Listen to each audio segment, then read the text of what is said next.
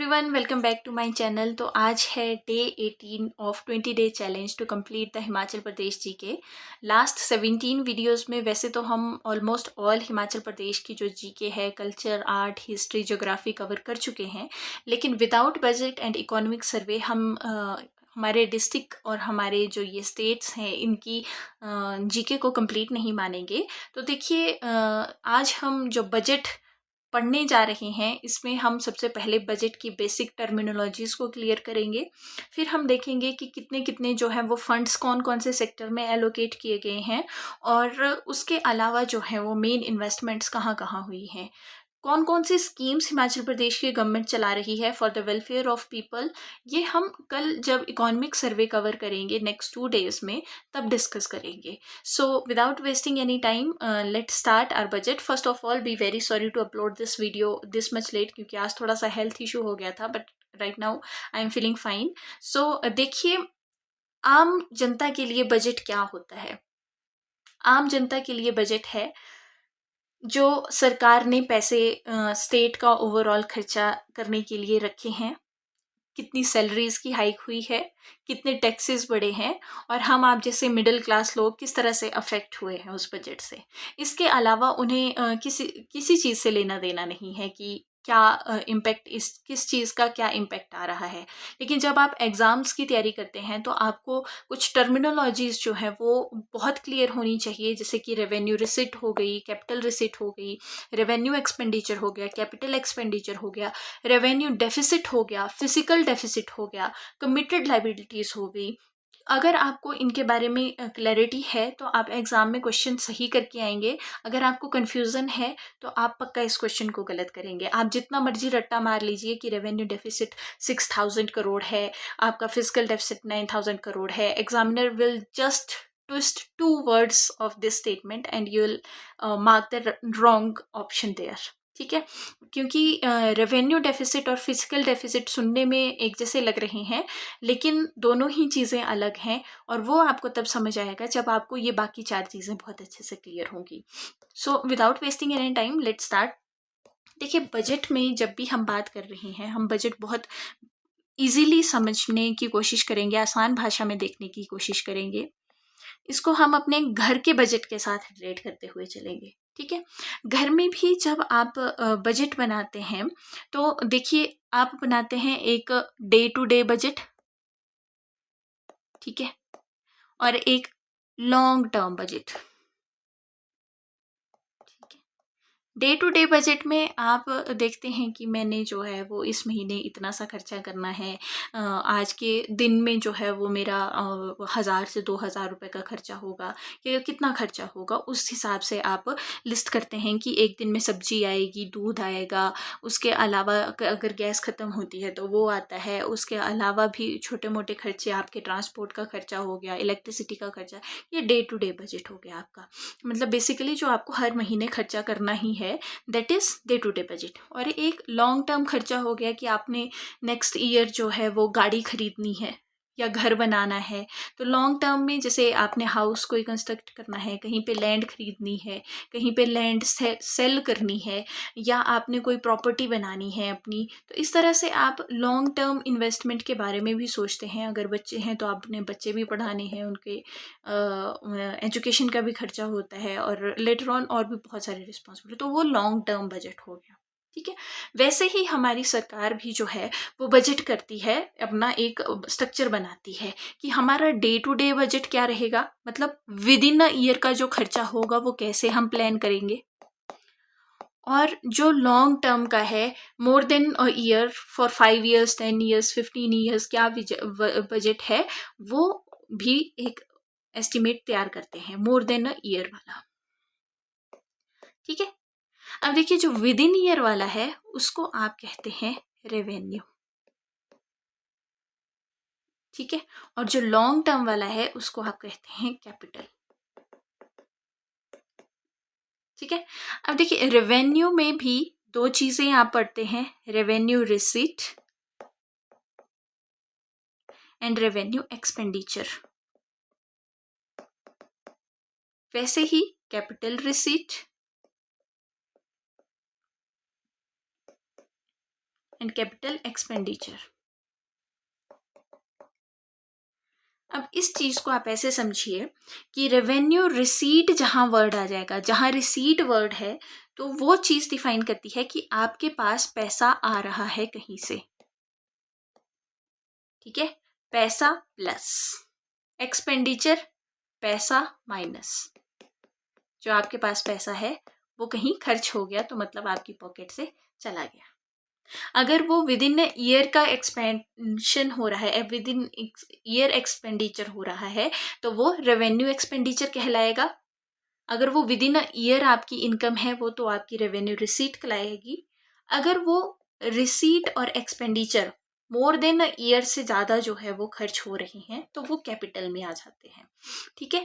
मान लीजिए आपने एक घर बनाया, ठीक है, और घर का जो है वो उसमें अलग अलग आपने फ्लैट सिस्टम बना दिया है, ठीक है। तो आपने जो वो फ्लैट्स हैं वो किराए पे चढ़ा दिए हैं। घर आपने आज बनाया तो आपको अगले 10 साल तक उस फ्लैट से जो है वो किराया आता रहेगा, ठीक है। तो वो वहां से जो पैसा ऐड हो रहा है वो आपका कैपिटल रिसीट हो गई, ठीक है। अब 10 साल बाद आपको लगा कि अब ये आपने जो है घर जो बनाया था ये बेच देना है और कहीं और जो है वो लैंड लेनी है या प्रॉपर्टी लेनी है, तो आपने 10 साल बाद वो घर बेच दिया, ठीक है। तो वो हो गया आपका पैसा माइनस, तो वो हो गया capital expenditure more than 10 years के बाद जो खर्चा आपने किया, ठीक है। अब कैपिटल में भी एक एसेट होती है और एक लाइबिलिटी होती है, दो चीजें हैं कैपिटल में। अब देखिए कैपिटल में अगर आप देखेंगे दो चीजें कौन कौन सी हैं, let me change the colour first. एक हो गया आपके पास एसेट और एक हो गया आपके पास लाइबिलिटी। अब जो एसेट है वो तो आपको पैसे बना के दे रहा है, ठीक है, लेकिन जो लाइबिलिटी है, कैपिटल लाइबिलिटी है, उसके ऊपर पैसा खर्च होता है। जैसे कि एसेट था आपका घर, अगर आप, लेकिन लाइबिलिटी क्या होगी, अगर आपके पास एक फैक्ट्री है, फैक्ट्री में मशीन लगी है, ठीक है, आपने उसके ऊपर इन्वेस्टमेंट किया, मशीन जो है वो कोई प्रोडक्ट बना के देगी, ठीक है, वहां से जो रेवेन्यू आ रहा है वो तो आपके लिए प्लस पॉइंट है, वो रेवेन्यू में भी आ सकता है, कैपिटल में भी आ सकता है, depend upon the time duration.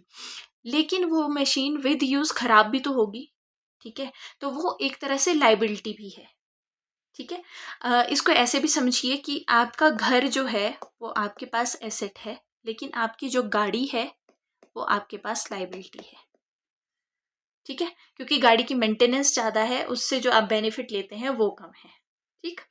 तो इस तरह से जो है वो आई थिंक मेन चीज़ें जो है वो आपको क्लियर हो गई होगी कि रेवेन्यू क्या है और कैपिटल क्या है, ठीक है। रेवेन्यू रिसीट क्या है, रेवेन्यू एक्सपेंडिचर क्या है।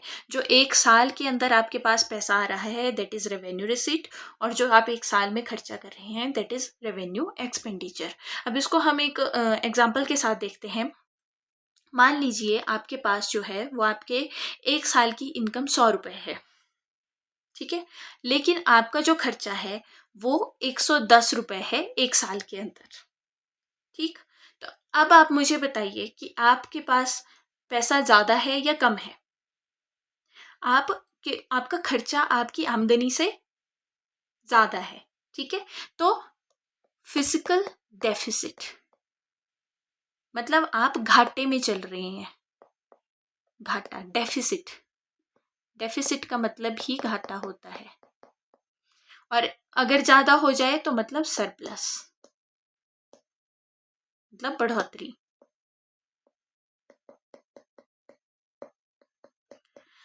अब देखिए डेफिसिट इसलिए हुआ क्योंकि जो आपकी आमदनी थी वो थी 100 रुपए, लेकिन जो आपका खर्चा है वो है 110 रुपए। तो डेफिसिट कितने का हुआ, 110 माइनस 100 बराबर है 10 रुपए का आपके पास घाटा चल रहा है। 10 रुपए का आपने कहीं से उधार लिया होगा तो वो आपके ऊपर ऋण है, ठीक है, तो आप जो है वो घाटे में चल रहे हैं। लेकिन आपका जो है वो मान लीजिए एक साल में खर्चा है 100 रुपए, लेकिन आप कमाते हैं 110 रुपए, ठीक है, तो आप जो है वो फिजिकल सरप्लस में चल रहे हैं। 110 माइनस 100 बराबर है +10। इसको ऐसे भी देखिए, अगर 100 माइनस 110 करते हैं आप तो -10 में चलते हैं, मतलब आपके ऊपर लोन है। लेकिन जब प्लस की बात आ जाती है तो मतलब आपके पास 10 रुपये एक्स्ट्रा है। तो वही सेम चीज़ जो है वो कंट्रीज़ के लिए भी अप्लाई होती है। जैसे इंडिया जो है वो एक डेवलपिंग कंट्री है। अब अगर डेवलपिंग कंट्री है तो हमें बहुत सारी चीज़ें जो है वो उधार लेनी पड़ती हैं। हमारे पास इतनी अभी कैपेसिटी नहीं है कि हमारी जो इनकम है वो with in country he generate हो सके। तो इसके लिए हमें बाहर से ग्रांट्स लेनी पड़ती हैं, वर्ल्ड बैंक से लोन्स लेने पड़ते हैं, तो वो लोन की रीपेमेंट भी करनी पड़ती है। तो ये सब चीज़ें मिलके जो है वो एक इकोनॉमी को रन करती हैं। ठीक है, तो इसी तरह से देखिए अब हम एक बार इनकी डेफिनेशन भी देखेंगे और कौन सा इनके एग्जाम्पल है ये समझ लेते हैं। देखिए सबसे पहले जो है वो रेवेन्यू रिसीट आ जाती है आपके पास। तो मैंने आपको जैसे कहा कि रेवेन्यू रिसीट का क्या मतलब हुआ, आपके पास कितना पैसा आ रहा है। ठीक है, money receipt that does not create liability और रिड्यूस एसेट। सिंपल, आपके पास कितना पैसा आ रहा है, ना ये कुछ जनरेट कर रहा है ना ही ये कुछ डिक्रीज कर रहा है। ठीक है, जैसे कि टैक्सेस और ग्रांट्स। उसके बाद आता है आपके पास capital receipt, money received by raising debts और रिसीविंग लोन्स। मतलब ये आपके ऊपर लायबिलिटी क्रिएट कर रहा है। इसका क्या मतलब हुआ कैपिटल रिसीट का, कि आपने कहीं से पैसा जो है वो उधार लिया है, लोन पे आपने कोई पैसा लिया, लोन पे पैसे लिए, मान लीजिए आपने मेरे से 100 रुपये लोन लिए, तो ये आपके ऊपर एक लाइबिलिटी है कि आप ये 100 रुपये मुझे वापस करेंगे विद इंटरेस्ट। जितना इंटरेस्ट मैं लगाऊंगी, अगर मान लो मैं 8% इंटरेस्ट लगाती हूँ, तो मान लीजिए आपने 1 साल के लिए लिया, तो आप 1 साल बाद मुझे 108 रुपये वापस करेंगे। तो ये आपके ऊपर लाइबिलिटी है 1 साल के लिए कि आपके पास मेरे 100 रुपये उधार रखे हैं और आपको 108 रुपये वापस करने हैं। ठीक है, उसके बाद आता है रेवेन्यू एक्सपेंडिचर, जो डे टू डे स्पेंडिंग है आपकी। अगर आप स्टेट के कॉन्टेक्स्ट में देखेंगे तो स्टेट की डे टू डे एक्सपेंडिचर में क्या आएगा, सैलरीज, पेंशन। ठीक है, जो कोई लोन लिया है उसके ऊपर इंटरेस्ट लग रहा है वो वापस करना है, तो ये जो है वो सरकार का डे टू डे एक्सपेंडिचर है। इससे कोई एसेट नहीं बन रहा है। एसेट और लायबिलिटी में आपको डिफरेंस मैंने समझा दिया है कि एसेट क्या हुआ, जो आपको पैसा कमा के देता है। ठीक है, और लायबिलिटी क्या है, जो आपको पैसा वापस देना होता है। कहीं पे पैसा आपके पास से जाता है, पैसा जा रहा है। ठीक है, तो अब देखिए रेवेन्यू एक्सपेंडिचर में क्या है, आपने सैलरी दी, आपने पेंशन दी, आपने लोन पे इंटरेस्ट वापस किया, तो आपको इससे कुछ हासिल नहीं होगा अगर आप स्टेट के कॉन्टेक्स्ट में देखेंगे। ठीक है, फिर बात आती है कैपिटल एक्सपेंडिचर। अब आपने कहीं से लोन लिया था, मान लीजिए आपने जो है वो घर के लिए लोन लिया, आपने 50 लाख का लोन लिया, आपने एक घर बनाया। ठीक है, घर बनाने के बाद उसमें आपने बहुत सारे फ्लैट्स बनाए और वो फ्लैट्स जो है वो रेंट पे दे दिए। अब वो घर जिसके लिए आपने पैसा लिया था, जो पैसा आपके ऊपर लाइबिलिटी था, अब उस चीज को वापस कर रहा है वो एसेट जो आपने क्रिएट कर दिया है, जो घर आपने बना दिया है, वो आपको अब पैसे वापस देगा उन फ्लैट्स के थ्रू, किराए के थ्रू वापस करेगा। ठीक है, तो ऐसा एक्सपेंडिचर जो कि एसेट बनाता है और लाइबिलिटी को रिड्यूस करता है। आपने 50 लाख का लोन लेके जो है वो घर बनाया, आपने जो है उससे 10 फ्लैट्स बना दिए, हर एक फ्लैट से जो है वो हर महीने आपको 15 से 20 हज़ार का जो है वो रेंट आ रहा है, तो आपका 50 लाख का लोन तो यहीं से वापस हो जाएगा विद इन 10 ईयर्स। ठीक है, तो ये आपकी जो एसेट आपने बनाई उसने लाइबिलिटी को रिड्यूस कर दिया। जैसे कि सरकार क्या करती है, जैसे रोड बनाया और उसके ऊपर टोल टैक्स लगाया, तो टोल टैक्स से जो उसने खर्चा किया था रोड बनाने में उसको वापस वापस अपने पास इकट्ठा कर लेगी। जो बिल्डिंग्स बनाती है, जो हॉस्पिटल्स बनाती है या और कोई बिल्डिंग बना रही है, तो वहाँ से भी जो है वो वापस आपके पास एसेट से पैसा वापस आ रहा है। ठीक है, आई होप ये चीज़ क्लियर होगी। डेफिसिट मैंने आपको बता दिया कि आपका घाटा कितना है, डे टू डे आपका खर्चा आपकी आमदनी से अगर ज़्यादा है तो आप घाटे में होंगे। ठीक है, जब आपका एक्सपेंडिचर ज़्यादा है आपकी आमदनी से, जैसे कि हिमाचल प्रदेश की डे टू डे खर्चे के ऊपर जो है, मतलब पूरे साल में लगभग 6,577 करोड़ का जो है घाटा हिमाचल प्रदेश के ऊपर है। ठीक है। उसके बाद आता है फिजिकल डेफिसिट। अब देखिए फिजिकल डेफिसिट को ध्यान से समझिएगा, ये टोटल एक्सपेंडिचर जितना आपका खर्चा है minus total receipt. Total receipt में क्या आया, रेवेन्यू रिसिट, ठीक है, आर इसको मैं लिखती हूँ रेवेन्यू रिसिट को, प्लस कैपिटल रिसिट, ठीक है, जो आपने कैपिटल बनाने के लिए रिसिट ली थी या जो आपकी कैपिटल से रिसीट जनरेट हो रही थी वो, माइनस मतलब इसमें आप बोरोइंग्स को शामिल नहीं करेंगे, आप उन लोनों को इंक्लूड नहीं करेंगे जो आपने अपना खर्चा पूरा करने के लिए लिए थे, ठीक है। तो हिमाचल प्रदेश में जो फाइनेंशियल डेफिसिट है वो 9,698 करोड़ का है, ठीक है। आई होप अब आपको रेवेन्यू रिसिट और रेवेन्यू डेफिसिट और फिजिकल डेफिसिट में कोई कंफ्यूजन नहीं होगा। इसके बाद एक टर्मिनोलॉजी और बार बार हम बजट में देखेंगे, वो है कमिटेड लाइबिलिटीज। कमिटेड लाइबिलिटीज वो हैं जो आप अवॉइड कर ही नहीं सकते, ठीक है। मान लीजिए घर के कॉन्टेक्स्ट में इसको समझिए कि आपने जो है वो बच्चों को स्कूल में डाला है, तो आपको स्कूल की फीस जो है वो पे करनी ही पड़ेगी, आप उसको अवॉइड नहीं कर सकते, ठीक है। इसके अलावा आपने लोन लिया है, आपको लोन वापस करना है और लोन के ऊपर इंटरेस्ट आपको वापस करना ही पड़ेगा। जहाँ करना ही पड़ेगा दैट इज कमिटेड लाइबिलिटी, ठीक है। बाकी तो आपकी बहुत सारी लाइबिलिटीज हैं कि किसी रिश्तेदार के घर में फंक्शन है, आपने उसको अटेंड करना है, आप गए, वेल एंड गुड, अगर नहीं गए तो आपकी कमिटेड लाइबिलिटी नहीं है, ठीक है। वो लाइबिलिटी है लेकिन कमिटेड नहीं है। तो इसको आप ऐसे देखिए कि ये वो एक्सपेंडिचर है जो फिक्स्ड है और अनअवॉइडेबल है। जैसे स्टेट के कॉन्टेक्स्ट में अब कमिटेड क्या चीज़ है, जो उसके एम्प्लॉयज़ हैं उनको सैलरी देनी ही पड़ेगी, ठीक है। जो पेंशनर हैं उनको पेंशन देनी ही पड़ेगी, जो लोन सरकार ने लिया है उसके ऊपर इंटरेस्ट पे करना ही पड़ेगा, जो उधार उनके ऊपर है, जो लोन है वो देना ही पड़ेगा, उसको अवॉइड नहीं कर सकते। तो आई होप अब आपको ये बजट की टर्मिनोलॉजी क्लियर होगी। मैं इसमें इतना टाइम इसलिए इन्वेस्ट कर रही हूँ क्योंकि अगर यहाँ कन्फ्यूज़न रहेगा तो आप बजट में हमेशा कन्फ्यूज रहेंगे। आई होप मैंने बहुत ही सिंपल वर्ड्स में इसको एक्सप्लेन करने की कोशिश की है, लेकिन स्टिल कोई कन्फ्यूज़न होगा तो आप मुझसे कमेंट बॉक्स में पूछ लीजिएगा, मैं दोबारा से उसको क्लियर करूँगी, दोबारा से एक वीडियो बना के आपको डाउट्स आपके क्लियर करना चाहूँगी, ठीक है। So let's move on to next slide. अब देखिए अब हम फटाफट चीज़ों को कवर कर पाएंगे क्योंकि हमने एक मेन ओवरव्यू ले लिया है।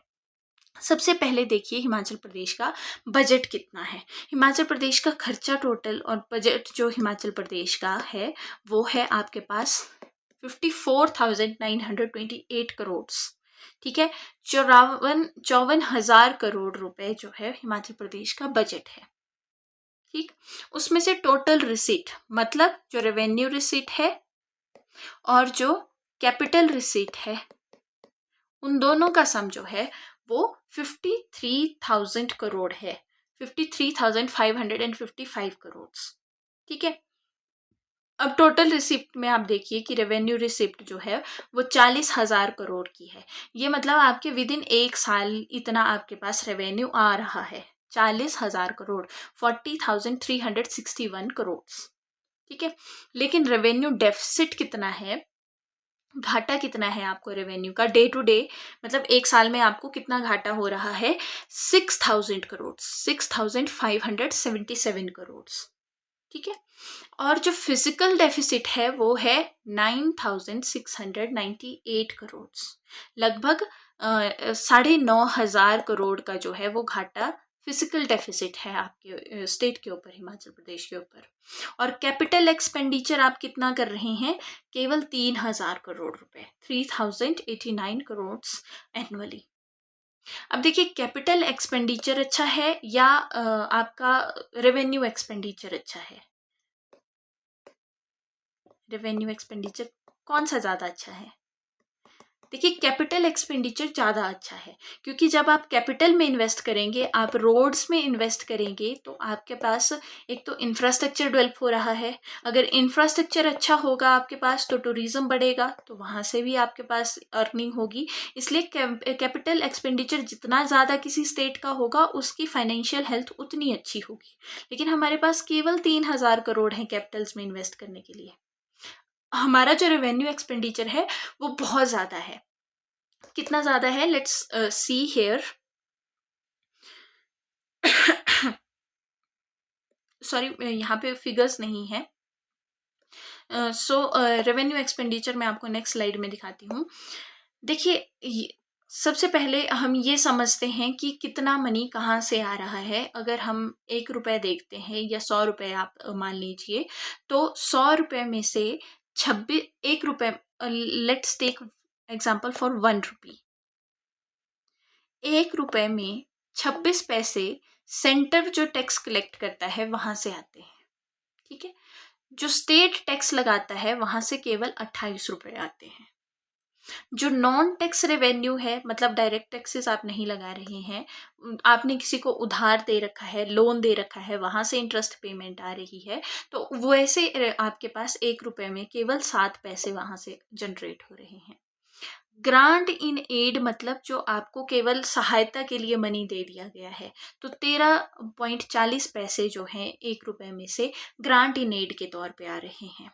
और पब्लिक डेट मतलब जो आपने उधार ले रखा है, 1 रुपये पूरा करने के लिए 22 पैसे आपको उधार लेने पड़ रहे हैं। ठीक है, अब आप मुझे ये बताइए कि अगर 1 रुपये में 22 पैसे आप उधार ही ले रहे हैं, तो मतलब आपकी इनकम का जो सोर्स है वो बहुत ही वीक है। आप अपने आप जो है वो कुछ इतना अच्छा खासा जनरेट नहीं कर पा रहे हैं। आप सेंटर के टैक्सेस के ऊपर रिलाई कर रहे हैं, आप किसी के और मदद के तौर के ऊपर देख रहे हैं, आप कहीं से उधार ले रहे हैं। आपकी केवल अपनी कमाई 7 पैसे और 28 पैसे है 1 रुपये में। मतलब लगभग आपके पास 35 पैसे जो है वो आपकी अपनी कमाई है, बाकी आप एक इधर उधर से देख रहे हैं। ठीक है, तो देखिए रेवेन्यू रिसिप्ट 75%, पब्लिक डेट आपके ऊपर 22 पैसे है, डिपॉजिट्स और पीएपीएफ से आपको केवल 2 रुपये आ रहे हैं, और लोन रिकवरी से केवल 0.05% आ रहे हैं। ठीक है, तो ये ध्यान रखिए, हर 100 रुपये में से 75 रुपये जो है वो आप रेवेन्यू के तौर पे जनरेट कर रहे हैं। आप कैपिटल में जनरेट नहीं कर रहे हैं, आप लॉन्ग टर्म इन्वेस्टमेंट नहीं कर रहे हैं। ठीक है, 100 रुपये में से आप 75 रुपये डेली खर्च कर दे रहे हैं, तो आपके पास अपना कुछ नहीं बचेगा लॉन्ग टर्म इन्वेस्टमेंट के लिए। ठीक है, इसके बाद देखिए आपका 1 रुपये में कौन कौन से कितने पैसे किस किस सेक्टर को जा रहे हैं। देखिए, जर्नल सर्विसेज में हर एक सर्विस आ रही है जो गवर्नमेंट प्रोवाइड करती है एडमिनिस्ट्रेशन और गवर्नमेंट के फंक्शन को रन करने के लिए। ठीक है, फिर आती है आपके पास सोशल सर्विसेज। ठीक है, कहीं हेल्थ है, एजुकेशन है, ये सब चीज़ें। तो जर्नल सर्विसेज में सरकार को ही रन करने के लिए 1 रुपये में से 41 पैसे खर्च हो जा रहे हैं। सोशल सर्विस के लिए 31 पैसे खर्च हो जा रहे हैं। इकोनॉमिक सर्विसेज के लिए 11 पैसे खर्च हो रहे हैं। और जो आपकी पब्लिक डेट रिपेमेंट है, जो आपने लोन ले रखा है, आप 100 पैसे में से सिर्फ 8 पैसे ही वापस कर पा रहे हैं। ठीक है, और कैपिटल एक्सपेंडिचर केवल 5 पैसे आप जो है वो अपनी लॉन्ग टर्म इन्वेस्टमेंट के तौर पे खर्च कर पा रहे हैं। So it is not a good sign. ठीक है, जैसे हम बात कर रहे थे कि इसमें जर्नल सर्विसेज में क्या क्या आता है, तो देखिए जर्नल सर्विसेज में हर वो चीज़, जैसे कि आपकी सैलरीज आ गई एडमिनिस्ट्रेशन को रन करने के लिए। एडमिनिस्ट्रेशन में सब कुछ, सारे सेक्टर, हेल्थ, एजुकेशन, जो भी गवर्नमेंट एम्प्लॉय है उसकी सैलरी। ठीक है, और उसके बाद पेंशन्स जो ऑलरेडी आपके पास सर्व कर चुके हैं, ये सब। ठीक है, कोई आपने पॉलिसी बनाई है उसके लिए जो पैसा जा रहा है वो जर्नल सर्विसेज से जा रहा है। सोशल सर्विस में आपके पास आ जाता है एजुकेशन एंड हेल्थ पर्टिकुलरली। ठीक है, उसके अलावा इकोनॉमिक सर्विसेज में हर वो चीज़ जो स्टेट को रन करने के लिए ज़रूरी है, जैसे रोड हो गए आपके पास एग्रीकल्चर हो गया, आपके पास कोई पावर सेक्टर है, आपने कहीं इरिगेशन स्कीम लगाई है, जो भी इकोनॉमी से रिलेटेड चीज़ें हैं वो सब जो है वो इकोनॉमिक सर्विसेज में आ रही हैं। और सोशल सर्विस में हमने बता दिया, education, health, housing, social security, ये सब जो है वो सोशल सर्विस में आ रहा है। तो यहाँ पे आप देख लीजिए कि आपका कितना कितना पैसा जा रहा है। लगभग आधे जो 1 रुपए में से आधा 50% लगभग के आसपास आपका सैलरीज और पेंशन में जा रहा है, जिससे आप कोई एसेट क्रिएट नहीं कर पा रहे हैं। तो इस तरह से आप देखेंगे 85.45 पैसे of every 1 rupee spend is revenue expenditure. 1 रुपए में से 85 पैसे आप हर रोज खर्च कर देते हैं। ठीक है, तो ये हमने कहाँ से पैसा आ रहा है, कहाँ जा रहा है, ये देखा। अब अगर हम बात करते हैं पर 100 रिसीव्ड रुपीज़ में लोन रिकवरी से आपको कुछ खास नहीं आ रहा है। हमने देखा था केवल 0.05% जो है वो लोन रिकवरी से आपके पास आता है पैसा। डिपॉजिट्स और जो आपके पीपीएफ अकाउंट्स गवर्नमेंट के हैं वहाँ से केवल 2 रुपए आ रहे हैं। नॉन टैक्स रेवेन्यू से 7 पैसे आ रहे हैं या 7 रुपए आ रहे हैं। ग्रांट इन एड आप सेंटर की तरफ ग्रांट इन एड के तौर पे देखते हैं, या कोई इंटरनेशनल बोरोइंग्स करते हैं, कोई कंट्री आपकी हेल्प कर रही है, मतलब मदद आपको किसी ने कर दी। जब आप कोई गरीब व्यक्ति होता है तो उसकी मदद कर देते हैं, आप उसे 5,000 रुपये दे देते हैं, 10,000 रुपये दे देते हैं, 1 लाख रुपए दे देते हैं, लेकिन उसको देके भूल जाते हैं कि अब इसका कुछ नहीं मिलेगा। तो वो जो कुछ नहीं मिलेगा, केवल पैसा आपको हेल्प के लिए दिया गया है, that is grant in aid. 100 में से 13 रुपए आपको मदद मिल रही है। पब्लिक डेट आपका 22 रुपए है। सेंटर के जो टैक्सेस हैं वहाँ से 26 रुपए आप हासिल करते हैं 100 रुपए में से, और जो स्टेट अपने आप टैक्स लगाता है वहाँ आप केवल 29 रुपए जो है वो हासिल कर पा रहे हैं। तो ये ध्यान रखिएगा, एग्जाम में अगर आपसे पूछे कि state taxes is the highest source of own revenue, अपना रेवेन्यू जनरेट करने के लिए जो स्टेट टैक्स लगा रहा है वहाँ सबसे ज़्यादा रेवेन्यू से आ रहा है, तो ये बिल्कुल सही स्टेटमेंट होगी, क्योंकि आप देख रहे हैं कि 29 रुपए 100 में से जो है वो स्टेट के अपने टैक्सेस से आ रहे हैं। अब देखिए, गुड्स एंड सर्विसेज के बाद जो है वो स्टेट को इसमें काफ़ी लॉस देखने को मिला है। इसके बाद जो है 100 रुपए कहाँ जा रहे हैं वो हम देख लेते हैं। देखिए, टूरिज़्म में हम 1 रुपए लगाते हैं, इरिगेशन वाली काम के लिए 2 रुपए, वाटर सप्लाई के लिए 3 रुपए, एग्रीकल्चर में 3 रुपए खर्च करते हैं, सोशल वेलफेयर के लिए 3 रुपए खर्च करते हैं, रूरल डेवलपमेंट के लिए 4 रुपए खर्च करते हैं, पब्लिक वर्क के लिए 5 रुपए, हेल्थ के लिए हम लगभग 6% अपना 6 रुपए खर्च करते हैं 100 रुपए में से। लोन्स वापस कर रहे हैं हम, लोन रीपेमेंट 9 रुपए खर्च करते हैं। एजुकेशन के लिए हम बहुत अच्छा काम कर रहे हैं, 100 में से 18 रुपए खर्च कर रहे हैं।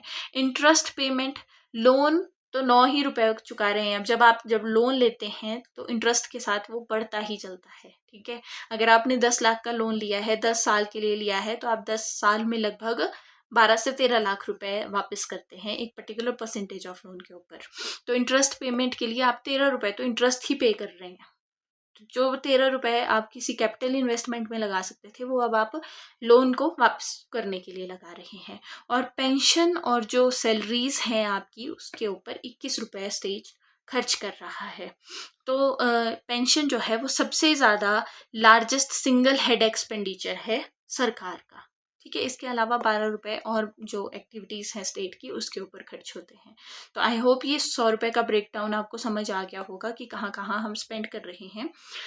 अब देखिए, जो रेवेन्यू रिसीट है उसका एक बार ब्रेक डाउन देख लेते हैं। मतलब हम रेवेन्यू 1 साल से कम की बात कर रहे हैं अब। ठीक है, रेवेन्यू में भी देखिए, एक पे ए लिखा है, एक पे बी लिखा है, एक पे आर लिखा है।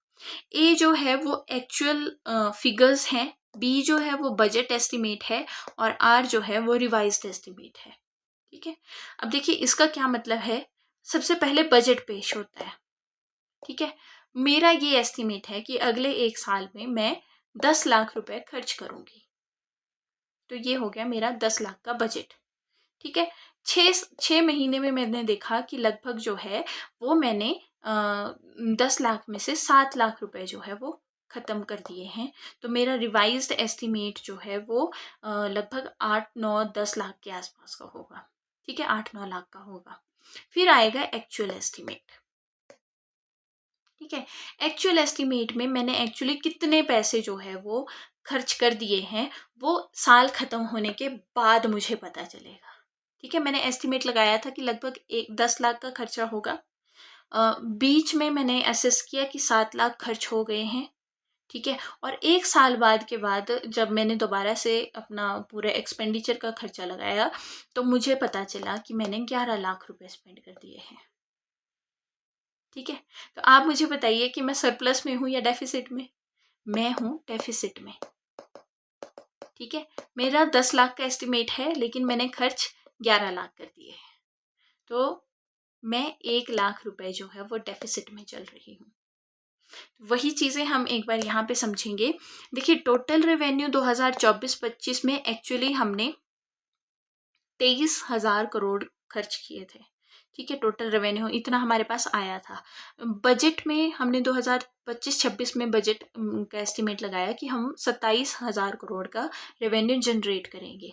फिर रिवाइज्ड एस्टिमेट में हमें पता चला कि हम तो केवल 25,000 ही जनरेट कर पा रहे हैं, और इसका एक्चुअल अभी बाकी आएगा हमारे सामने कि हमने एक्चुअली कितना जनरेट किया है। तो अब उस एक्चुअल आने से पहले 2025-26 का जो एक्चुअल एस्टिमेट आएगा रेवेन्यू का, उससे पहले 2026-27 का बजट आ गया है, जिसमें हमने ये टारगेट रखा है कि हम 29,000 का रेवेन्यू जो है वो जनरेट करेंगे।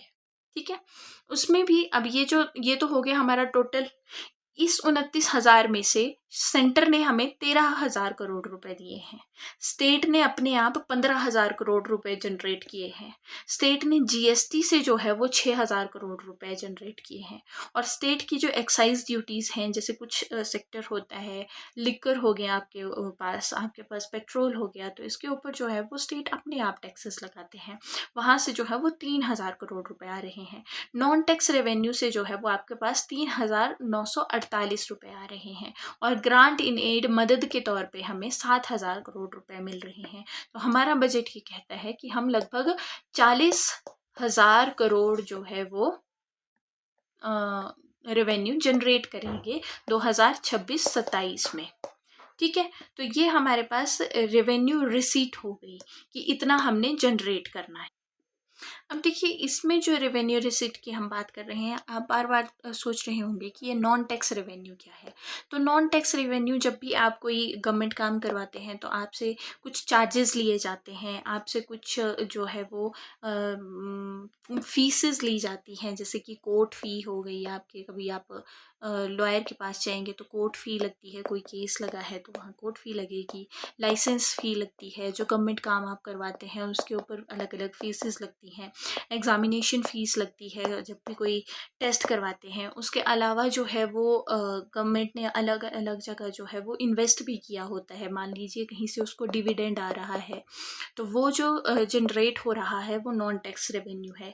कहीं पे उन्होंने शेयर मार्केट में कुछ शेयर्स ले रखे हैं, तो वहाँ से जो पैसा आएगा वो नॉन टैक्स रेवेन्यू में आता है। इसके अलावा कुछ फाइन्स लगाती है सरकार आपके ऊपर, गवर्नमेंट जो है वो अगर आप रोड के रूल्स को फॉलो नहीं करते हैं तो आपके ऊपर चालान आता है आपकी गाड़ी के लिए। ठीक है, तो इस तरह की जो है वो चार्जेस हैं, जैसे कि इलेक्ट्रिसिटी बिल वगैरह होता है, ये सब चीज़ें भी जो है वो आपके पास नॉन टैक्स रेवेन्यू के ऊपर आते हैं।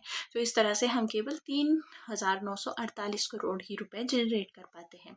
तो ये हो गया आपका 1 साल में हम लगभग 40,361 करोड़ जो है वो रेवेन्यू जनरेट करेंगे 2026-27 में। अब टैक्स रेवेन्यू से अगर हम डिवीज़न देखें कि जो सरकार टैक्स ले रही है उसमें सबसे ज़्यादा कंट्रीब्यूशन किसका है, तो वो है इनकम और कॉरपोरेट टैक्स का।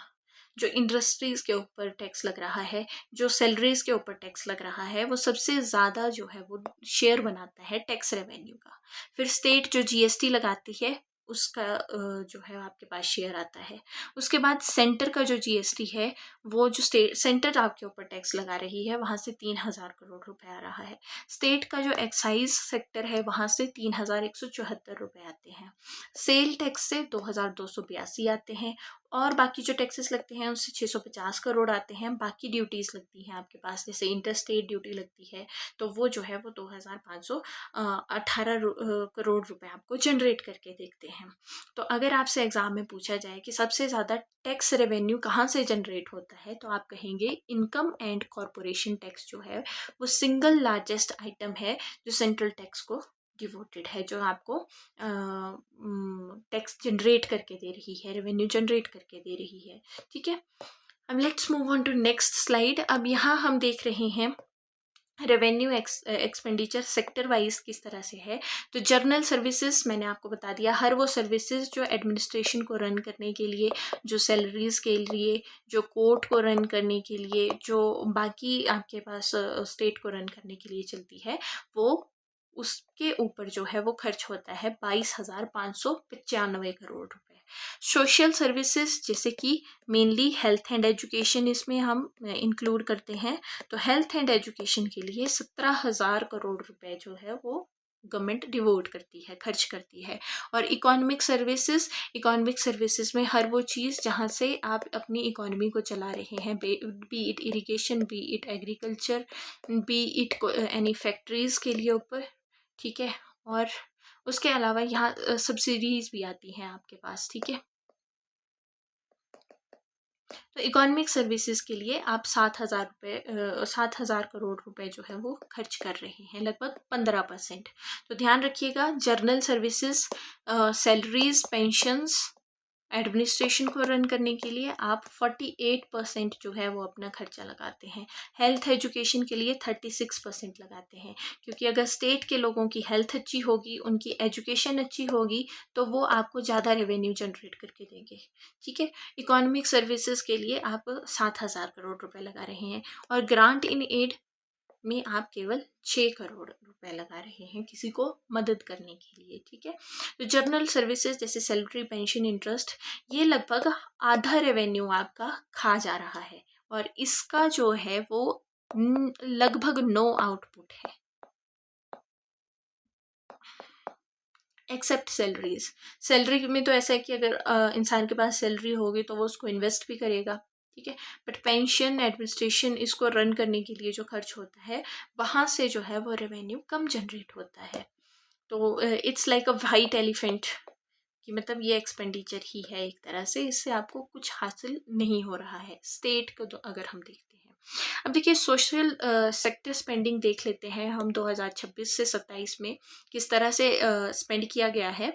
तो देखिए education, sports, art and culture में जो है वो बजट में 9,000 करोड़ रुपए दिया गया है, और रिवाइज करके इसको 9,709 करोड़ कर दिया गया है, जो कि रेवेन्यू एक्सपेंडिचर का 20% है। ठीक है, हेल्थ एंड फैमिली वेलफेयर के लिए 6.71% खर्च किया जा रहा है, जो बजट में 3,149 करोड़ रखा गया था, इसको रिवाइज करके 3,238 करोड़ कर दिया गया है। वाटर सप्लाई एंड सैनिटेशन के लिए 1,023 करोड़ एस्टिमेट था, रिवाइज करके 1,661 करोड़ कर दिया गया है, जो रेवेन्यू एक्सपेंडिचर का 2% है। फिर housing and urban development 713 crore, revise करके 1,647 करोड़ कर दिया गया है, जो रेवेन्यू एक्सपेंडिचर का 1.52% है। और सोशल वेलफेयर सर्विसेज के लिए 1,919 करोड़ था, जिसको रिवाइज करके 3,060 करोड़ कर दिया गया है, टोटल रेवेन्यू एक्सपेंडिचर के 4% है। अब देखिए एजुकेशन में आपसे पूछेंगे कि सोशल सेक्टर जो सर्विसेज हैं, जो सोशल सर्विसेज हैं, उसमें हाईएस्ट शेयर किसका है, तो आप कहेंगे एजुकेशन का। कितना? 20%। ओके, आप अपनी एजुकेशन के ऊपर 20% खर्च कर रहे हैं। Let's move on to next thing. तो देखिए हिमाचल प्रदेश आपको पता है कृषि प्रधान एक देश है, प्रदेश है, तो इसमें एग्रीकल्चर और अलाइड सेक्टर के ऊपर बहुत खर्चा किया जाता है, और नेचुरल फार्मिंग के ऊपर जो है वो बहुत जोर दिया जा रहा है। नेचुरल फार्मिंग या ऑर्गेनिक फार्मिंग आप कह लीजिए इसको, मतलब आप प्राकृतिक तरीके से जो है वो अपने एग्रीकल्चर को प्रमोट करने की कोशिश कर रहे हैं। ठीक है, तो 2.23 लाख फार्मर जो है वो नेचुरल फार्मिंग कर रहे हैं, मतलब किसी फर्टिलाइज़र का यूज़ नहीं करेंगे। जो आपका गोबर है या और कोई घरेलू खाद है उसका यूज़ करेंगे, केंचुआ खाद का यूज़ करेंगे। ठीक है, लगभग 38,455 हेक्टेयर जो है वो नेचुरल फार्मिंग के अंडर आता है एरिया हिमाचल प्रदेश का। और 55 करोड़ जो है वो प्लांटेशन बजट रखा गया है इस बार बजट में। उसके बाद जो है वो 220 करोड़ जो है वो एक कांगड़ा में ज़ू के लिए प्रोजेक्ट मनी लॉन्च किया गया है। अब let's move on to next slide. एक बार हम देख लेते हैं एग्रीकल्चर और रूरल इकोनॉमी को हमारे बजट में क्या दिया गया है। तो फार्मर्स इतने 2.2 लाख एनरोल्ड हैं। एरिया 38,000 करोड़ हेक्टेयर जो है वो नेचुरल फार्मिंग के अंडर है। एक्सपेंशन टारगेट ये है कि 1 लाख और फार्मर्स को जो है वो नेचुरल फार्मिंग करने के लिए प्रमोट किया जाए। सीड के ऊपर सब्सिडी दी जाती है, लगभग 5,000 रुपये की सब्सिडी मिलती है 1 बीघा के लिए जो आप सीड खरीदते हैं। क्रॉप प्रोटेक्शन स्कीम के लिए 10 करोड़ रुपए दिया गया है। एग्रीकल्चर शेयर जीएसटीबी का टोटल ग्रॉस स्टेट जो डेवलपमेंट प्रोजेक्ट आपके पास है उसका 14.3% एग्रीकल्चर के लिए दिया गया है। पर कैपिटा इनकम जो है वो पूरे स्टेट में हर एक इंसान 2.83 लाख पर एनम कमा रहा है। ठीक है, उसके बाद मिनिमम सपोर्ट प्राइस अगर आप देखें तो मिनिमम सपोर्ट प्राइस व्हीट का पहले 60 रुपये था, बढ़ा के 80 रुपये पर केजी कर दिया गया है। मेज का 40 से 50 रुपये पर केजी कर दिया गया है। टर्मरिक में सबसे ज़्यादा हाइक देखने को मिली है, 90 से 150 रुपये पर केजी की जो है वो मिनिमम सपोर्ट प्राइस दी जाएगी। जिंजर की जो है वो 30 रुपये पर केजी।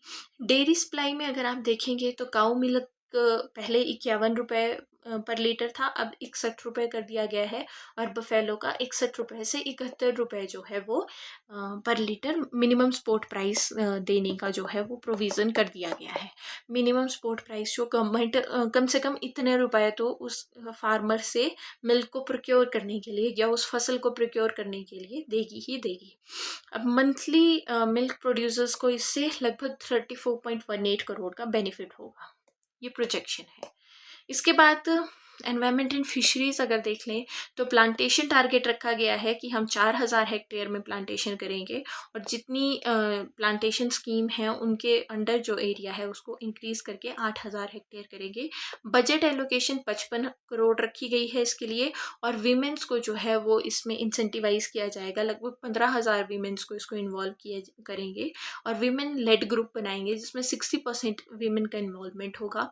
फॉरेस्ट टारगेट 2030 तक जो है वो हमें अपने स्टेट के एरिया का 32% जो है वो फॉरेस्ट कवर इंक्रीज करना है। फिर फिशरीज की अगर बात करें तो मिनिमम सपोर्ट प्राइस फिश के लिए 100 रुपीज़ पर केजी रहा है। रॉयल्टी रेट को रिड्यूस कर दिया गया है 75% से 1% के लिए। अब रेट से आप समझिए कि ये वो रेट है जो फिशरमैन जो है वो गवर्नमेंट को पे करता है। क्योंकि कोई ऐसा फिशरमैन नहीं है जो अपने घर में फिशेस को प्रोड्यूस कर रहा है, वो कोई ना कोई नेचुरल रिसोर्सेज को यूज़ कर रहा है। किसी डैम में जो है वो फिशिंग कर रहा है, किसी रिवर में फिशिंग कर रहा है, तो उसका जो है वो एक रॉयल्टी परसेंट जो है गवर्नमेंट को देनी पड़ती है। मान लीजिए एक फिशरमैन जो है वो लगभग 10,000 रुपये कमा रहा है फिशरी से। ठीक है, अब 10,000 रुपये में 5% रॉयल्टी जो है वो गवर्नमेंट ने लगा रखी है कि आप हमें 5% रॉयल्टी देंगे। तो अगर 5% रॉयल्टी देनी है तो उसको लगभग 500 रुपये जो है वो गवर्नमेंट को पे करने पड़ेंगे कि मैंने रिवर का यूज़ किया फिशिंग करने के लिए, या मैंने डैम का यूज़ किया, डैम रिजर्वायर का यूज़ किया। ठीक है, तो वैसे ही जो पहले रॉयल्टी किसी फिशरमैन को 7.5 थी परसेंट देनी पड़ती थी, मतलब अगर 10,000 कमा रहा है तो 750 रुपये जो है वो गवर्नमेंट को देने पड़ते थे, उसको रिड्यूस करके 1% कर दिया गया है। तो इससे जो है वो फिशरी में बढ़ोतरी देखने को मिलेगी। फिर बोट के ऊपर सब्सिडी दी गई है 70% तक, ताकि वाटर टूरिज्म को इंक्रीज़ किया जा सके। और इससे जो है लगभग 6,000 फिशरमैन जो हैं वो बेनिफिट होंगे। इको टूरिज्म की अगर बात करें तो लगभग 50 न्यू स्पॉट्स जो हैं वो आइडेंटिफाई किए गए हैं। कौन कौन से हैं हम कल और परसों वाली वीडियो में कवर करेंगे। फिर कांगड़ा जू प्रोजेक्ट एक लॉन्च किया गया है और इसके लिए 220 करोड़ रुपए का प्रोजेक्ट इसे बनाया गया है। अब क्विक रिवीजन हम देख लेते हैं। तो इसका स्क्रीनशॉट आप ज़रूर लीजिएगा, क्योंकि यहाँ से डायरेक्ट क्वेश्चन आएगा। नेचुरल फार्मिंग के लिए 2.23 लाख फार्मर्स को इंसेंटिवाइज करना है, 38,000 हेक्टेयर कवर करने हैं, और इसके लिए टारगेट जो है वो 1 लाख और फार्मर्स को इंक्लूड करना है। मिनिमम सपोर्ट प्राइस की हाइक जो है वो देखी गई है, वीट की 60 से 80 रुपीज़, और ये सब चीज़ें हमने ऑलरेडी कवर कर ली हैं। डेयरी में हमने मिनिमम सपोर्ट प्राइस को इंक्रीज़ होते देखा है, प्लांटेशन का एरिया इंक्रीज़ करना है, और वीमेन को इसमें ज़्यादा इंक्लूड करना है। फिशरीज़ को प्रमोट करने के लिए जो रॉयल्टी है उसको डिक्रीज़ किया गया है, जिससे लगभग 6,000 जो है वो फिशरमैन बेनिफिट होंगे, और इको टूरिज़्म को प्रमोट करने के लिए 50 न्यू साइट्स को जो है वो प्लान किया गया है, और फॉरेस्ट टारगेट रखा गया है कि हम 32% फॉरेस्ट इंक्रीज करेंगे कवर। उसके बाद जो है वो देखिए कमिटेड लाइबिलिटीज़, जिसको हम डिनाई नहीं कर सकते हैं, टोटल एक्सपेंडिचर का किस तरह से है। तो सैलरी 30 रुपये हमें देने ही पड़ेंगे, ठीक है। आउटसोर्सिंग की ही नहीं है, इसलिए कोई आउटसोर्सिंग पे पैसा नहीं जाएगा। पेंशन में 19 रुपये पेंशन में जाएंगे ही जाएंगे, ग्रेचुटी में 2 रुपये जाएंगे, इंटरेस्ट के पेमेंट के लिए 13 रुपये जाएंगे, और लोन रीपेमेंट के लिए 9 रुपये जाएंगे ही जाएंगे, ठीक है। तो ये कमिटेड लाइबिलिटीज़ हैं जिनको आप मना नहीं कर सकते कि ये नहीं हम करेंगे। आपको सैलरीज भी देनी पड़ेंगी, आपको पेंशन्स भी देनी पड़ेंगी, आपको ग्रेचुटी भी देनी पड़ेगी, आपको इंटरेस्ट भी देना पड़ेगा, और आपको लोन भी रीपे करना पड़ेगा। तो अगर आपसे एग्जाम में क्वेश्चन आता है तो सैलरीज जो है वो सबसे ज़्यादा बिगेस्ट कमिटेड लाइबिलिटी है हमारे 2026-27 के बजट में हिमाचल प्रदेश के। अब देखिए पब्लिक डेट भी इंक्रीज कर रहा है। तो पहले जहाँ हमारे पास 76,000 करोड़ रुपए का डेट था, वो अब बढ़ के जो है वो 1,12,319 रुपए हो गया है 2026-27 के बजट तक आते आते। अब पब्लिक डेट क्या है? अब देखिए सरकार के पास इतना पैसा नहीं है, वो इतना रेवेन्यू नहीं जनरेट कर पा रही है कि वो अपने सारे खर्चे अपने आप उठा पाए। तो वो जो है वो बाहर से बोरो करती है, लोन लेती है, वो कहीं से बोरो करेगी, उधार लेगी पैसे, ठीक है। तो जो भी बाहर से बोरोइंग की गई है अपना खर्चा पूरा करने के लिए, उसको हम सिंपली जो है वो पब्लिक डेट कहते हैं, ठीक है। 2026-27 में ये देखा जा रहा है कि लगभग 11,000 करोड़ रुपए का डेट जो है वो सरकार के ऊपर होगा। ईयरली 2026-27 में जो है वो 8,325 करोड़ का डेट होगा। क्यूमुलेटिव अगर डेट देखें आप, जो आपने टोटली चाहे बोरो किया है चाहे लोन लिया है, तो क्यूमुलेटिव आपके ऊपर 1,12,000 तक का जो है वो डेट देखने को मिलेगा। सेंटर के जो गवर्नमेंट लोन हैं वो 62 करोड़ के हैं, और इंटरनल स्टेट डेट मतलब विद इन स्टेट ही जो बोरोइंग की गई है, किसी बैंक से लिया गया है या किसी और तरीके से लोन लिया गया है, वो है 11,900 करोड़ का। तो ठीक है।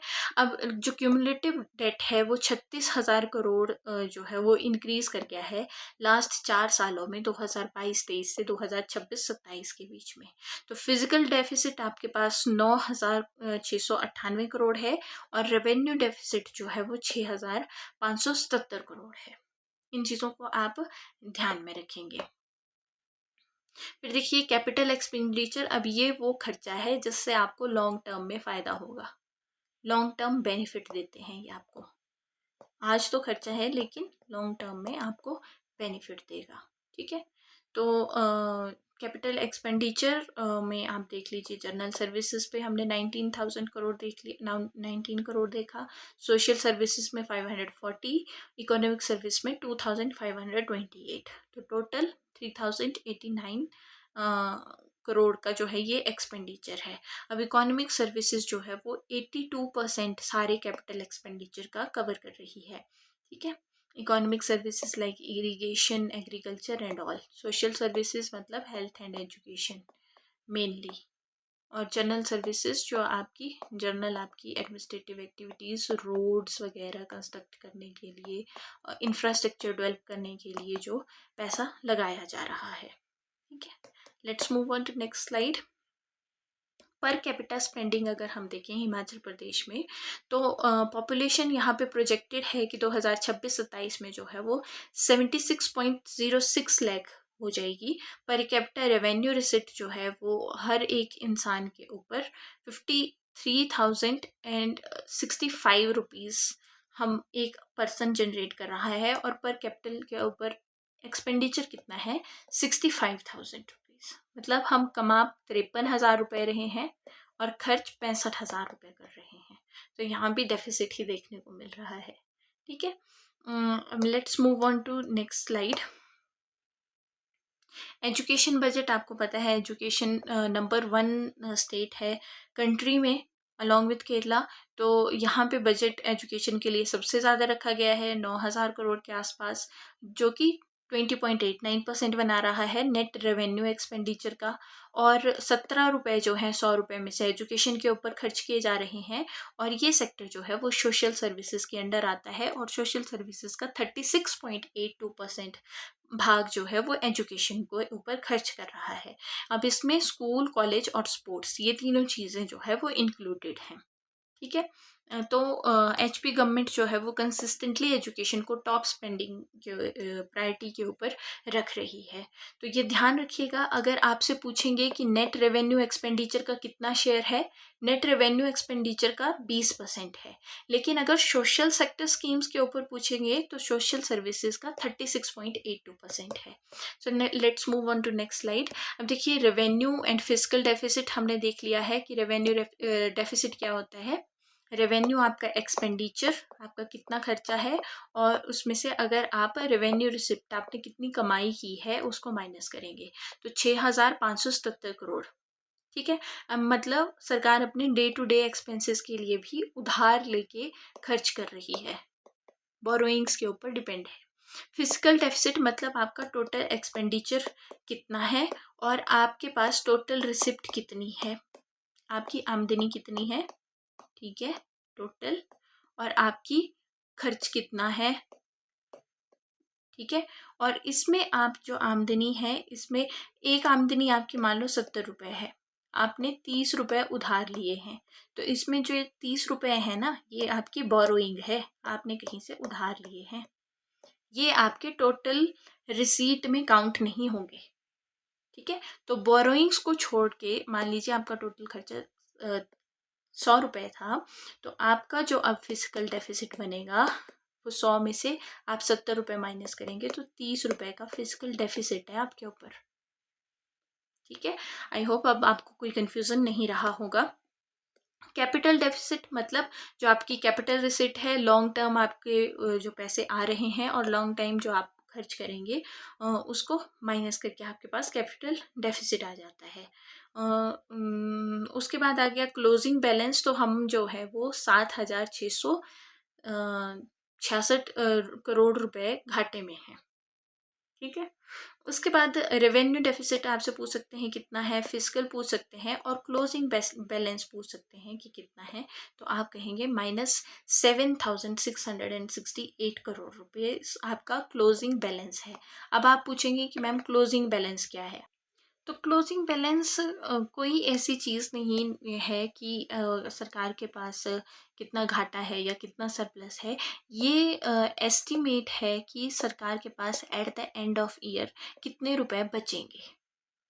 ठीक है, जो सरकार के पास बच गए हैं इस ईयर के एंड पे, और ये फिर जो है वो बेस बनेगा अगले साल के बजट के लिए, जो जहाँ सरकार इसको यूज़ कर सकती है। अगर ये माइनस में है तो कहीं ना कहीं सरकार घाटे में चल रही है। ठीक है, अब देखिए रेवेन्यू के ट्रेंड्स अगर हम देख लें 2024-25 से 2027 के बजट तक, तो हमने देखा ही है कि हमारे जो रेवेन्यू रिसीट है, चाहे आपका टोटल एक्सपेंडिचर है, वो सारा ही जो है वो डिक्रीज कर रहा है 2026-27 में। ठीक है, तो इसके बाद let's move on to next slide.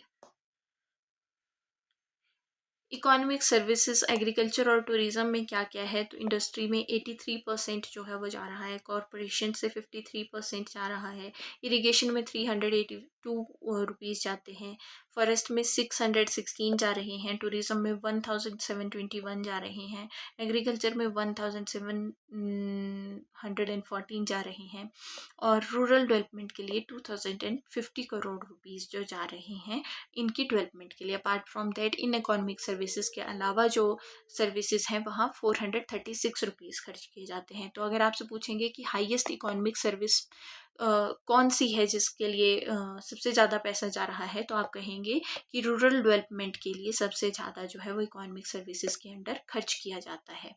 कितना? 2050 रुपये। फिर सेंट्रल असिस्टेंट के ऊपर हिमाचल प्रदेश बहुत ज़्यादा डिपेंडेंट है। आपको पता है सेंटर ग्रांट इन एड देता है, तो बजट में इस बार जो है केवल 7,000 करोड़ रुपए ही जो है वो सेंटर ने दिए हैं। लगभग 13,000 करोड़ रुपए देता था, लेकिन अब केवल 7,000 करोड़ दिए गए हैं। इस वजह से भी जो हिमाचल प्रदेश की फाइनेंशियल सिचुएशन है वो थोड़ी वर्सन हुई है, थोड़ी वीकन हुई है। तो ग्रांट्स जो है वो हिमाचल प्रदेश के रेवेन्यू का 17% बनाते हैं, मतलब 100 में से 17 रुपये हमने उधार लिए हैं। हम अपना खर्चा उधार लेके ही चला रहे हैं। फिर सेंटर का शेयर जो है वो 13,000 करोड़ था, जो कि 34% बनाता था। अब ये काफ़ी डिक्रीज हो गया है, 7,000 करोड़ ही दिए हैं। तो आप देख लीजिए बहुत ज़्यादा शार्प डिक्रीज है, लगभग हाफ कर दिया गया है जो ग्रांट इन एड सेंटर से आती थी। कि कहाँ 14,000 13,000 और कहाँ 7,000 रुपये। तो एचपी जो है वो स्पेशल कैटेगरी स्टेट में आता है। सिर्फ एचपी ही नहीं, बहुत सारे हिली स्टेट्स जो हैं, बहुत सारे ईस्टर्न नॉर्थ ईस्टर्न स्टेट्स जो हैं वो स्पेशल कैटेगरी स्टेट हैं, जहाँ पे फिजिकली जो है वो ज्योग्राफी इतनी सस्टेन नहीं करती है स्टेट की ग्रोथ को, तो इसलिए सेंटर उनको एक्स्ट्रा फंड देता है। तो ये हेविली डिपेंडेंट है सेंटर के ऊपर। तो टोटल सेंट्रल ट्रांसफ़र जो है वो ग्रांट्स और सेंट्रल टैक्स डिवेल्युएशन को कवर करती है, और ये शो करती है डिपेंडेंसी हिमाचल प्रदेश की सेंटर के ऊपर। और यही डिपेंडेंसी जो है वो हिमाचल प्रदेश के फिजिकल स्ट्रक्चर की सबसे बड़ी कमज़ोरी है कि हम बहुत ज़्यादा सेंटर के ऊपर रिलाई कर रहे हैं। तो एमसीक्यू में पूछ सकते हैं कि ग्रांट इन एड जो है वो 48% के लगभग कम हो गई है 2025-26 के मुकाबले 2026-27 के बजट में। ठीक है, तो बाकी ये फैक्ट्स एंड फिगर्स हैं, आई नो ये याद नहीं रहती हैं, तो आपको रफ सा आइडिया होना चाहिए कि हमारी जो सेंटर से एड आ रही है वो लगभग 48% जो है वो डिक्रीज़ कर रही है, 50% तक डिक्रीज़ हो गई है। अब एमसीक्यू चीट शीट, यहाँ से क्वेश्चन आता ही आता है और n नंबर टाइम्स आता है यहाँ से। इसको आपको बहुत अच्छे से याद करना है कि बजट साइज जो है वो 54,928 करोड़ है हिमाचल प्रदेश का। उसके बाद जो है वो एजुकेशन 17 पैसे 100 रुपये में से, इंटरेस्ट पेमेंट 13 पैसे, क्यूमुलेटिव पब्लिक डेट जो है वो 1,12,000 करोड़ रुपए का है। पॉपुलेशन जो है वो प्रोजेक्ट की गई है 76 लाख के पार चली जाएगी हिमाचल प्रदेश की। पर कैपिटा टोटल एक्सपेंडिचर 65,000 रुपये है। स्टेट जीएसटी से 6,000 करोड़ रुपए आते हैं। ग्रांट इन एड सेंटर से 7,000 करोड़ रुपए आते हैं। सैलरी के ऊपर जो है वो 30% खर्च हो जाता है। पेंशन्स के ऊपर जो है वो 21 पैसे या 21% जो है वो 100 रुपये में से खर्च हो जाते हैं। अब टोटल रिसिप्ट आपने देख ली है कि 53,000 करोड़ की है। रेवेन्यू रिसिप्ट 40,000 करोड़ की है। रेवेन्यू एक्सपेंडिचर 46,000 करोड़ का है। कैपिटल एक्सपेंडिचर 3,000 करोड़ का है, और रेवेन्यू डेफिसिट जो है वो आपका 6,000 का है। फिजिकल डेफिसिट 9,000 करोड़ का है। पर कैपिटा इनकम अगर आपसे पूछ लें तो हर इंसान हिमाचल प्रदेश में 2,83,626 रुपये जो है वो कमाता है। ठीक है, पर कैपिटा इनकम कैसे निकलती है? टोटल पॉपुलेशन, ठीक है, कितनी है, और टोटल इनकम कितनी है स्टेट की, उससे जब आप पॉपुलेशन से उसको डिवाइड करेंगे तो आपके पास पर कैपिटा इनकम आ जाएगी। ठीक है, और यहाँ से क्वेश्चन आता ही है, n नंबर ऑफ टाइम्स आता है। तो ये एक चीट शीट आपके लिए बना दी गई है कि यहाँ एटलीस्ट इस वाले पेज को तो रिवाइज करके जाइएगा जब भी एग्जाम में जाना है। So let's move on. अब एग्जाम में क्वेश्चन कैसे आ सकते हैं वो देख लेते हैं। तो टोटल एचपी का budget layout 54,928 crore. I think अब तो याद ही हो गए होंगे, इतनी बार रिवाइज कर दिए हैं। हिमाचल प्रदेश का फिजिकल डेफिसिट अगर एफटी पूछेंगे तो आप याद रखिएगा कि 9,698 करोड़ की है। अप्रॉक्सीमेटली 9,500 करोड़ की है। ठीक है। उसके बाद लार्जेस्ट एक्सपेंडिचर पर 100 रुपये स्पेंड। सबसे ज़्यादा खर्च कहाँ होते हैं? पेंशन में सबसे ज़्यादा खर्च होते हैं। कितने रुपए? 21 रुपये। अब पेंशन को हम एक लाइबिलिटी की तरह इसलिए देखते हैं क्योंकि आपको पता है पेंशन कब लगेगी? आफ्टर रिटायरमेंट लगेगी। तो ये जो पैसा होगा वो इंसान केवल अपने खर्च के लिए, अपने सस्टेनेंस के लिए यूज़ करेगा। इससे स्टेट की कोई ग्रोथ एज सच नहीं होगी। ठीक है। फिर एजुकेशन कितने एलोकेट किया जाता है? तो 17 पैसे जो हैं वो 100 में से एजुकेशन के लिए दिए जाते हैं, लगभग 9,806 करोड़ रुपए। ठीक है। एचपी की प्रोजेक्टेड पॉपुलेशन कितनी है? तो लगभग 76 लाख की पॉपुलेशन को पार कर जाएगा 2026-27 में हिमाचल प्रदेश। और कितना परसेंट एक्सपेंड जो है वो रेवेन्यू एक्सपेंडिचर है? 100 में से आप कितने रुपए रोज खर्च कर देते हैं? तो 85 रुपए जो है वो एक साल के अंदर आप खर्च कर देते हैं। तो आप सेव क्या करेंगे? इन्वेस्ट क्या करेंगे? ठीक है। तो इससे आपको हिमाचल प्रदेश के बजट का और हिमाचल प्रदेश की फाइनेंशियल कंडीशन का बहुत हद तक जो है वो पता लग गया है। अब देखिए ये 3 साल के बजट का कंपैरिजन है, एक रफ सा आइडिया लीजिएगा इसके लिए। और क्योंकि क्वेश्चन एग्ज़ाम्स में इस तरह से भी आते हैं कि 2024-25 के कंपैरिजन में 2026-27 में जो है वो बजट किस तरह से अफेक्ट हुआ है, कौन से सेक्टर में बढ़ोतरी देखने को मिली है, कौन से में डिक्रीज देखने को मिला है। इस तरह की स्टेटमेंट पूछते हैं कि जैसे 2024-25 में टैक्स रेवेन्यू 23,000 करोड़ था, लेकिन 26-27 में प्रोजेक्टेड 29,000 है। ठीक है। तो यहाँ पे हमारा टैक्स रेवेन्यू बढ़ रहा है। ठीक है। जबकि ग्रांट इन एड जो है वो कम हो रही है, 13,000 से 7,000 हो गई है। ठीक है। आपकी टोटल रिसीट जो है वो भी कम हो रही है, 71,000 से 53,000 तक ही आपको मिल रही है। करोड़ साथ में सब जगह आप लगा लेना। फिर फिजिकल डेफिसिट की अगर बात करें तो फिजिकल डेफिसिट कम हुआ है। पहले हमारा 11,000 करोड़ का फिजिकल डेफिसिट था, अब 9,000 करोड़ है। फिजिकल डेफिसिट कम हुआ है, मतलब हमारा फिजिकल जो डिसिप्लिन है वो अच्छा हुआ है, हमारे ऊपर उधार कम है। ठीक है। तो ये 2024-25 के कंपैरिजन में 26-27 की बात मैं कर रही हूँ। और क्यूमुलेटिव अगर डेट देखें तो वो बढ़ रहा है। क्यूमुलेटिव डेट में केवल हमारा फिजिकल डेफिसिट ही नहीं, रेवेन्यू डेफिसिट भी आता है और बहुत सारी चीज़ें इसमें एड ऑन होती हैं। फिर देखिए हमारे पास की टेक अवे हम जो आज देखते हैं, तो रेवेन्यू डेफिसिट अगर स्टेट का देखें तो हम देखते हैं day to day expenses Himachal Pradesh के बहुत ज़्यादा हैं। जितना हमारा खर्चा है उतनी हमारी अर्निंग नहीं है, इसलिए हमारे ऊपर फिजिकल स्ट्रेस है। फिर क्यूमुलेटिव डेब्ट जो है वो 1.12 लाख करोड़ है और इंटरेस्ट के लिए ही हम 13 पैसे खर्च कर दे रहे हैं 100 में से। तो this show some serious kind of physical strain on Himachal Pradesh. फिर एजुकेशन जो है वो टॉप प्रायोरिटी है, क्योंकि Himachal Pradesh one top states में आता है कंट्री में। फिर पेंशन के ऊपर जो है वो बहुत ज़्यादा प्रेशर है गवर्नमेंट के ऊपर, 21 पैसे 100 में से जो है वो पेंशन के ऊपर खर्च हो जाते हैं। उसके बाद सेंटर डिपेंडेंसी इकॉनमी जो है वो हमें पता है कि ग्रांट इन एड से ही 48% खर्चा हमारा सेंटर से आता है, जो कि रिड्यूस कर दी गई है इस बार 48% तक। ठीक है। 13,000 करोड़ रुपए आते थे, लेकिन अब केवल 7,000 करोड़ ही आ रहे हैं। तो इतना डिक्रीज अगर करेंगे तो सरकार अपना कैसे रन करेगी सिस्टम? ठीक है। तो सेंट्रल डिपेंडेंस शो करती है कि हिमाचल के पास अपनी कोई रेवेन्यू ऑटोनॉमी नहीं है, बहुत कम रेवेन्यू ऑटोनॉमी है और लो कैपिटल इन्वेस्टमेंट है। हम इंफ्रास्ट्रक्चर डेवलप नहीं कर पा रहे, हम रोड्स डेवलप नहीं कर पा रहे, तो हमें लॉन्ग टर्म जो है वो हमारा ग्रोथ पोटेंशियल कम हो गया है। तो ये जो है वो की टेक अवे है हमारे एचपी बजट के। तो आई होप अब आपको ये बहुत सारी चीज़ें इस बजट से रिलेटेड क्लियर होंगी। अगर कोई कन्फ्यूज़न होगा तो प्लीज़ कमेंट बॉक्स में पूछिएगा, मैं उसको नेक्स्ट 2 वीडियोज़ में क्लैरिफाई भी करती चलूँगी। और इकोनॉमिक सर्वे हम डे 19 एंड डे 20 में कवर करेंगे, जिसमें मेन स्कीम्स हिमाचल प्रदेश के इकोनॉमिक सर्वे की कवर करेंगे। आई होप आपको ये सेशन पसंद आएगा। Please like, share and subscribe and कल मिलते हैं। तब तक keep studying hard. Bye bye, take care, thank you so much.